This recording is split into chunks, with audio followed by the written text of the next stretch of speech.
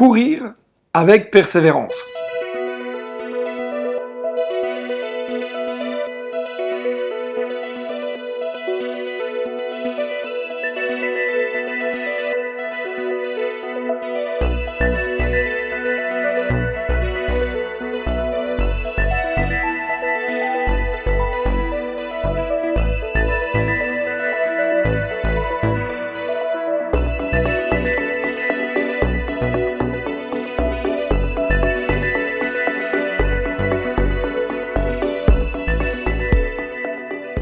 Bienvenue sur Pause Matinale, très content de prendre ce temps avec vous aujourd'hui et de parler de ce thème « Courir avec persévérance ».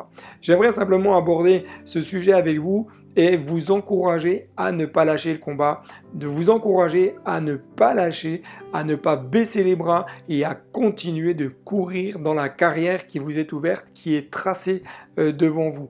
Je sais que nous passons tous par des moments parfois difficiles, des temps qui sont parfois beaucoup plus durs et on a envie très naturellement de baisser les bras, on a envie de tout abandonner, on a envie parfois de tout plaquer, parfois même de fuir au loin, mais je voudrais juste t'encourager à continuer à persévérer parce que le meilleur est devant. La ligne d'arrivée est devant toi, elle ne se trouve pas derrière, elle ne se trouve pas à côté, elle est tracée. Cours dans le couloir qui t'est assigné, c'est là que tu vas remporter la victoire et atteindre ton objectif, atteindre le but, atteindre la destinée qui brûle dans ton cœur.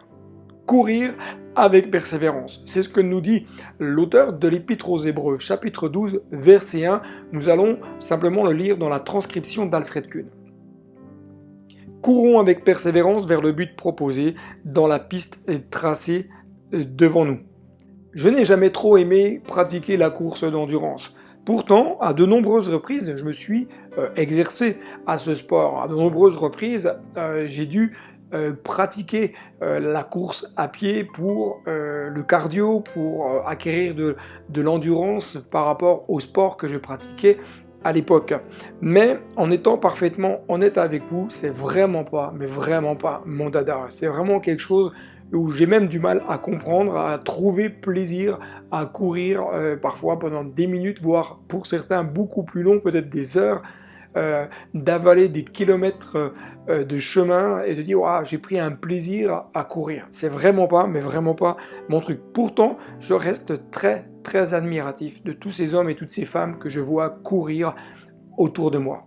Et lorsque vient le printemps, lorsque vient et ressurgit les premiers rayons de soleil, en voyant d'ailleurs ces hommes et ces femmes courir, je me dis, allez, on remet les chaussures, on remet la tenue de sport et on y va, on relève le défi.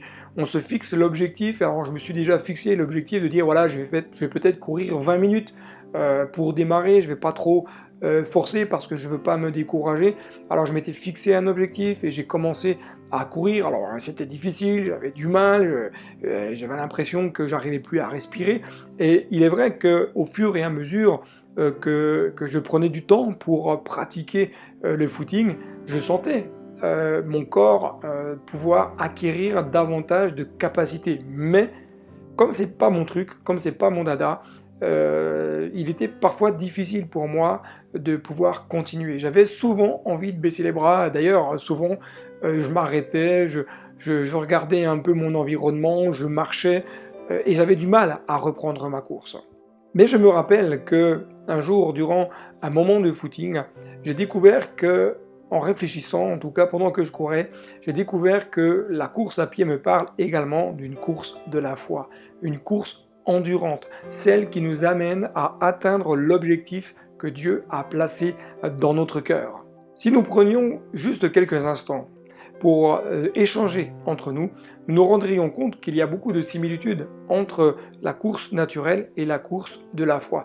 Et l'une des similitudes qui nous aide à persévérer dans cette course, c'est de garder les yeux fixés sur l'objectif. Garder les yeux fixés sur la ligne d'arriver. Ce qui doit motiver notre cœur au quotidien, c'est la joie ineffable lorsque nous franchissons la ligne d'arrivée.